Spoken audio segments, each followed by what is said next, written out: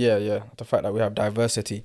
And I think negativity wise in 2021, I think it's probably gone. I wouldn't say the mosque, but I think Islamically, is for me personally, it's heading more negative in the sense that, yes, you can say knowledge we're gaining, alhamdulillah. So even when you was pointing out about, you said on Facebook, Social media, yeah, people was putting up things and then people say astaghfirullah. don't do I that. think that personally though was the negative thing. And I was probably part of that if I was once then. What do you mean? By saying astaghfirullah to people putting up things, Yeah. what happened is, say me and you aren't even friends. Random person is telling you astaghfirullah, astaghfirullah, astaghfirullah. There's like, you feel like there's no relationship. And then so you feel like you're getting judged. And that same person judging you at the same time isn't showing you no love. Yeah. Do you get my point? So it's like maybe that person did take that off. But then You're being over judgmental. over judgmental, but you're at the same time you're not showing me no love in no other way anyway. So it's just judgment with no balance of nothing else. Do you get what I'm trying to say to you? So that person might take that off. Years go past, it feels like, you know what, I ain't got no friends, people judging me, I'm gonna do whatever I want to do anyway. I feel like that's what I find a lot now. Like they don't even care what you tell them. Most of these youngsters or adults, some of them 25, 27s on Instagram, and the things they're talking about, you think, like, don't you have no shame? That would be but I would never say that, Tim. I will probably try to be nice, but my point is, I doubt even if I spoke to them, it would be like anything. It's like, who cares? I am who I am. I'm my own self. There's this kind of almost, I care about me first. My opinions, my thoughts, everything's all about me. And if I put on someone else, well, be it for you. I think there's a lot of that kind of being pushed now. Like everyone just cares about themselves and their ideas.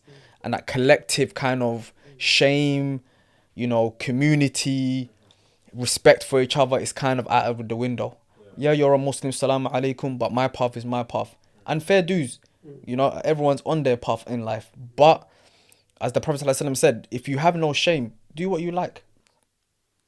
One of the biggest issue I see, especially with social media, is a lack of respect for real, authentic knowledge. So it could be a doctor that's done years of learning how to be a doctor, and people, if he gives a statement, people are not respecting that statement.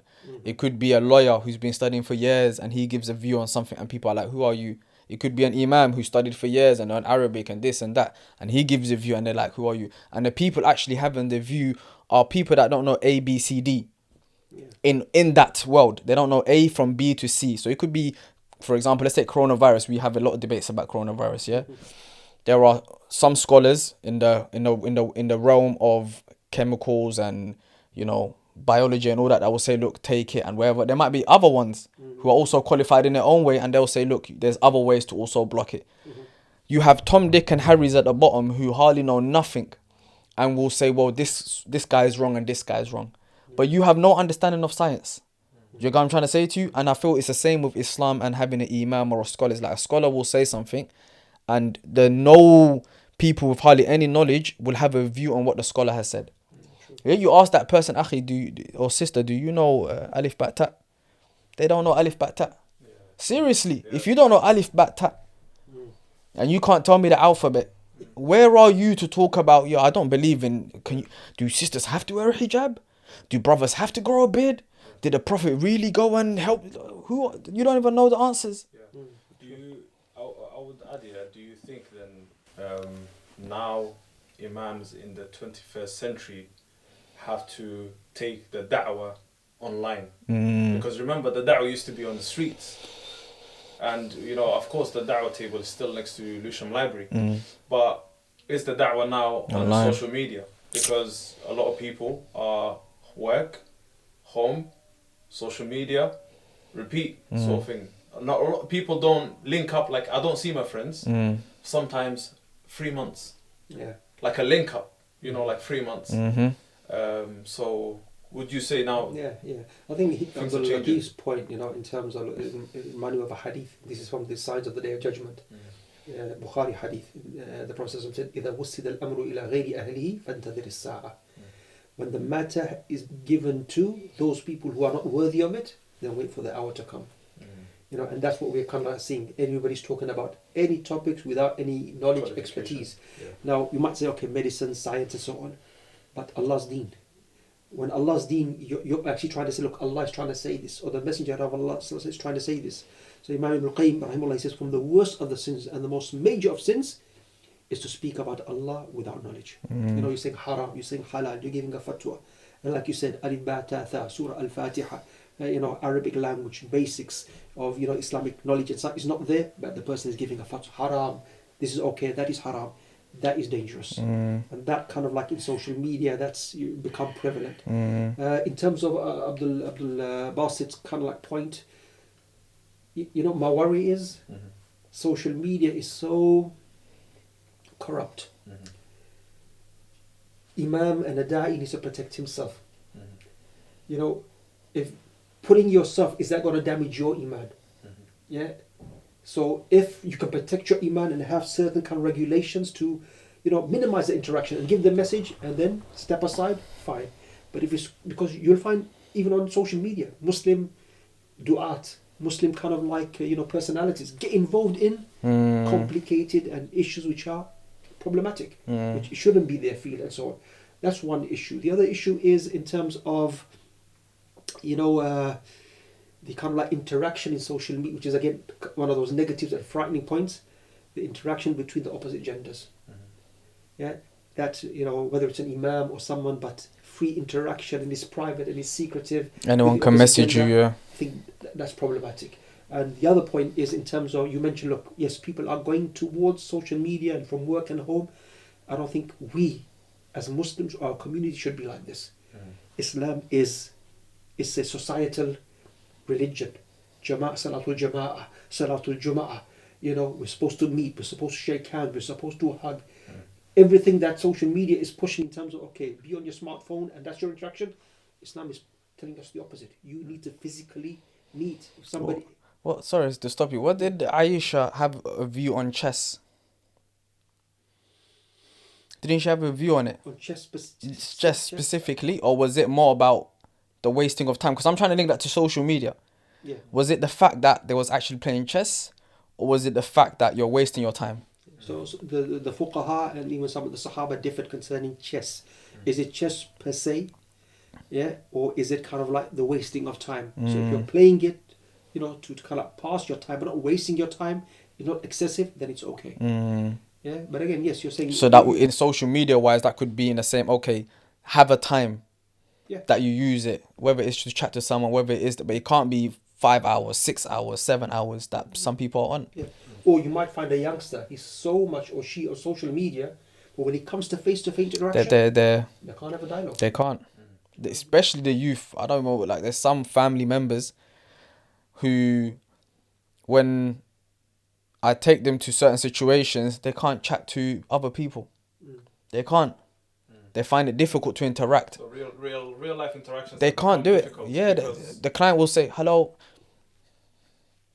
You don't know what to say, but on your little screen and playing game, yeah, we said I'm gonna catch you, I shot you in the head. You see that?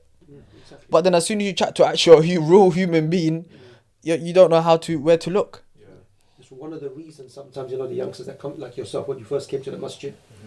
Remember, it was a group of youngsters. You were amongst them. Yeah. And I said all of them. I said, come and say a few words. Actually, giving people confidence to speak to people and in front of people, and that's our tradition. That's our tradition. That's coming from Islam and so on. Yeah. So what you're saying, Imam Shikal, is as an individual, you should be spending more time outside. You should be spending more time in the mosque. You should be. I don't want to get into trouble, you know. I'm not saying that, bro. I'm not saying that. What are you saying? Don't worry. Of course, you know, when you use social media, anything you do say may be used against you. That's why I can either confirm or deny. Yeah, God. You more or less spend time in your own room. And you are there in your room. Yeah. You will go downstairs. You may not even interact with your own family. You go to the kitchen when maybe everybody's asleep. Yeah.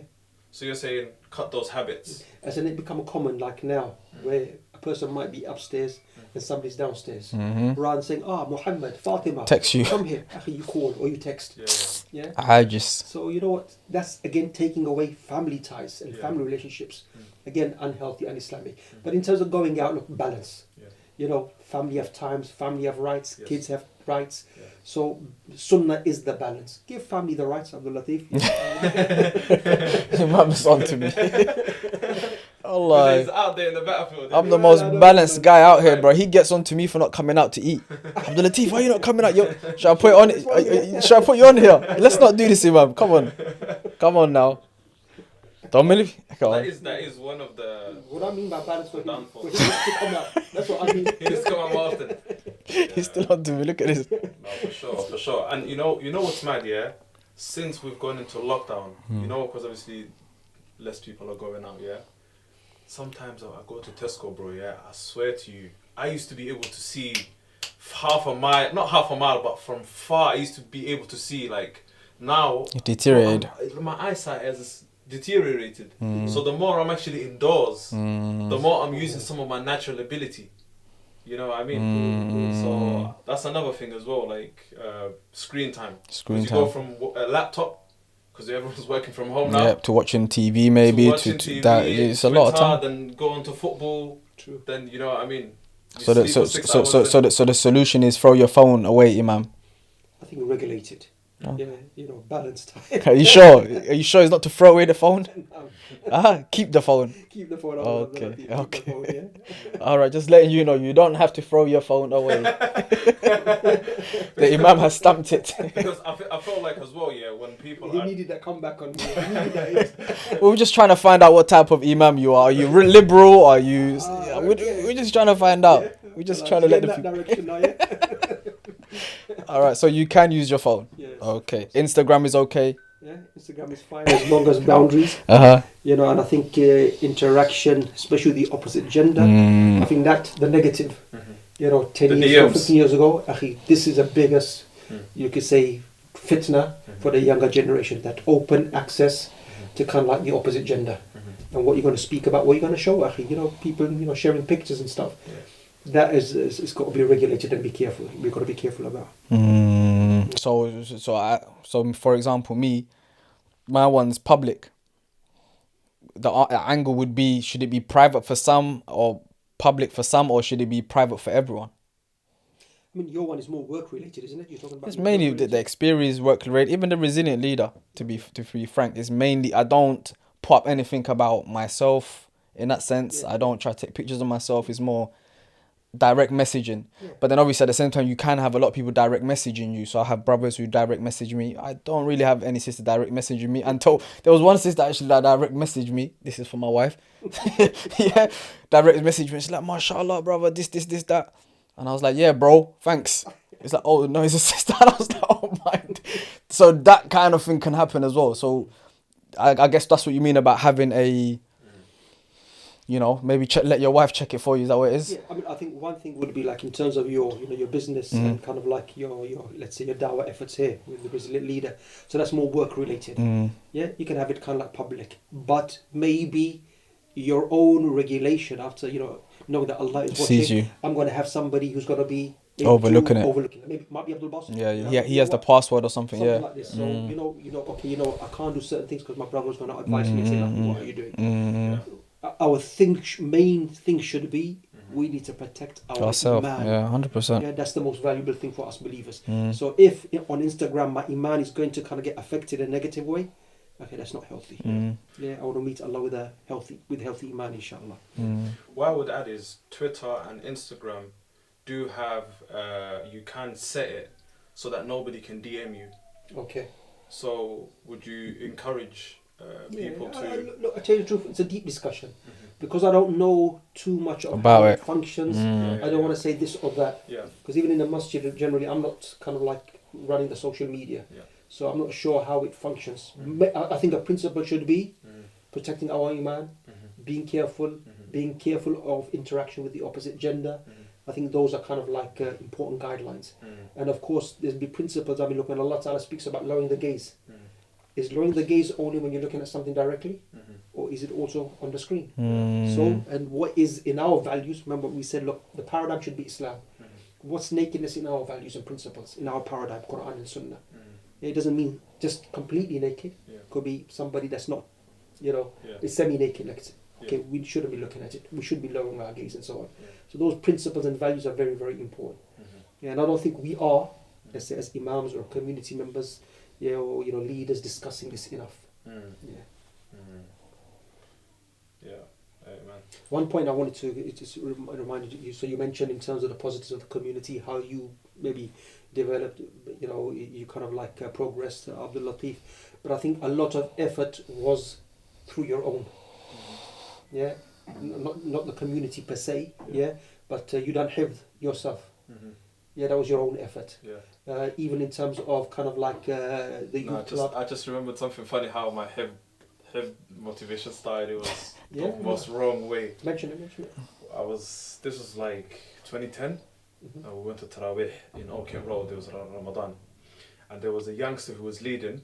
We used to play football together, and people always talk about his footballing ability. And me, I'm a competitor. I'm like, I'm better than him in my head. You know what I mean? Mm. So we go to Tarawih, and then mashallah, he's leading. Very good brother. Now he's become a doctor, mashallah. So, and then my friends are like, yo man, mashallah, he's got a nice voice. I'm like, yeah. Alright, cool. I'm not gonna beat you on that. I'm gonna beat him in heft as well. Do you know what I mean? That's how my mentality Intention. was Yeah. at that time. Mm.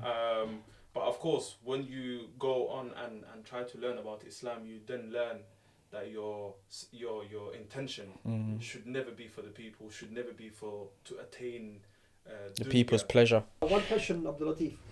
Resilient leader. I think some people might have a wrong perception, thinking you're referring to yourself.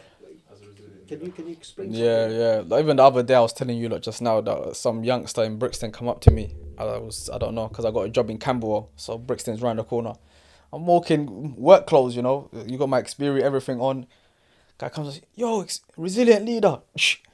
I'm like, my name ain't resilient leader, bro. But the point is, I think people misconstrued and think resilient leader is talking about me. When in essence, for me, I want people to become resilient leaders. Because I know that life can put you down and crush you in many angles, akhi. And one of the angles, I was asked this question before, why resilient leader? And I linked it to my mum.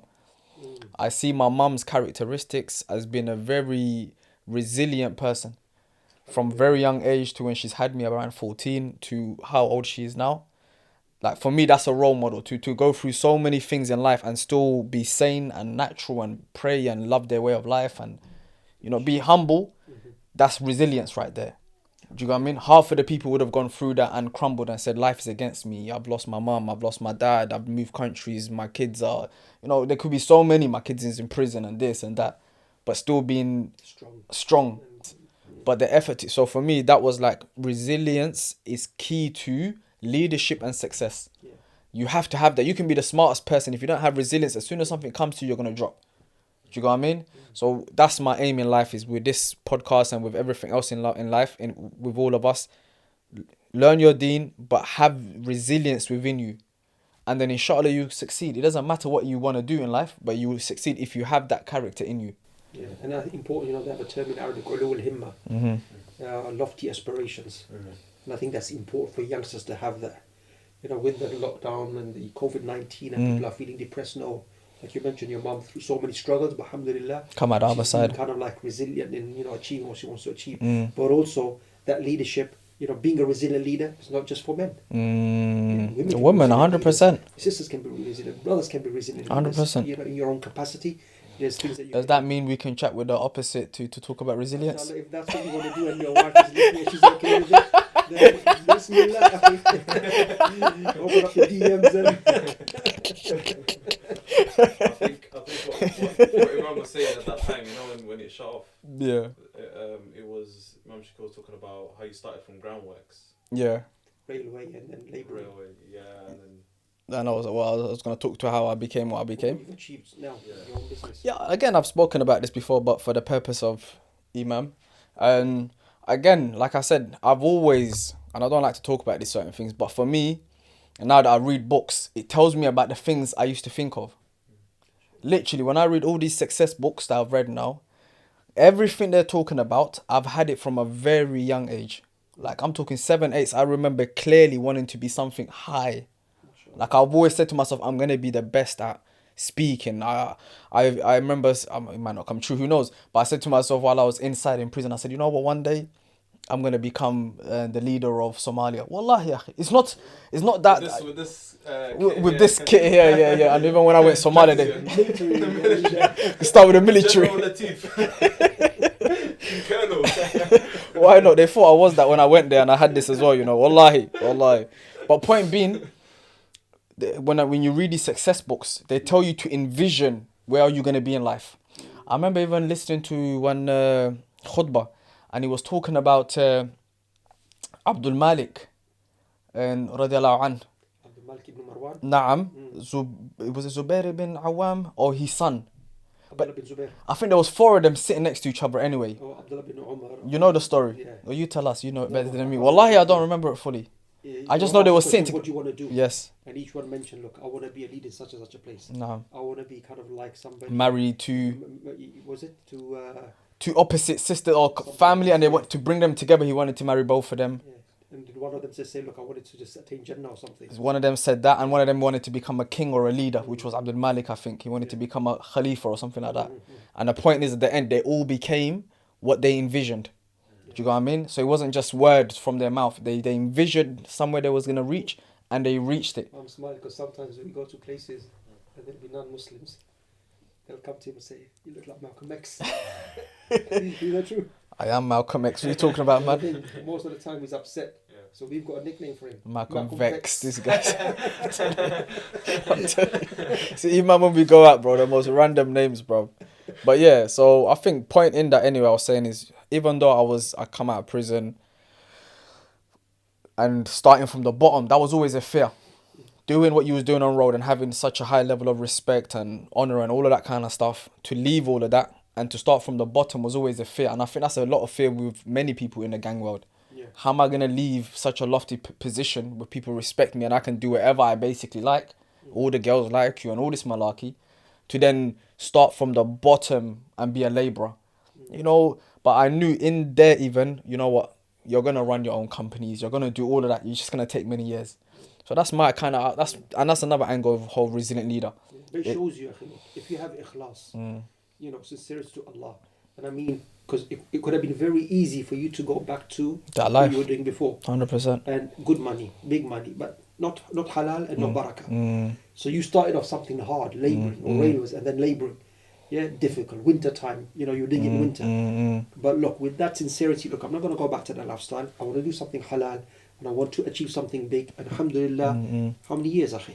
In a matter of 2 or 3 years, you set up your business, and now alhamdulillah, the business is progressing, expanding. It's Allah's barakah, akhi. No, 100%, man. 100%. So we can go into many topics, I think. We can sit here the whole day with Imam. Off script up maybe after, definitely some time. Yeah. No, for sure. I think because we have a lot of questions, probably that's why we have. Yeah, but what we're gonna do anyway, like we said, if with Imam's permission, at least once a month, you know, we'll have the Imam here. It's a rare thing, to be frank, to have an Imam. Wallahi, seriously, you're here, and it's sometimes no dust in your face. To have someone as a friend, but is also someone you can respect his views and whatever. There's many things today that I probably would have done or not done had it not been for your advice. So to have an Imam, to have someone who has knowledge, imagine just having a doctor as your private friend. He gives you whatever advice you need. Seriously, imagine having a doctor as your friend, having a lawyer as your friend, having a builder as your friend. It's similar to having an Imam as your friend that can give you advice, the right advice according to what is in the Quran, according to what is, you know, in the hadith of the life of the Prophet, and that's what we have. So inshallah, we're going to try bring him once a month. Any questions you have, leave it in the comments below or DM us nicely. And yeah, we'll get back to you and we'll pass whatever questions you have for Imam. Any hard questions, easy questions, we'll throw it at him, and inshallah, that's it. Yeah, thank you, Imam Shakil, for coming, for also spending time with us. And we'll see you guys on the next one.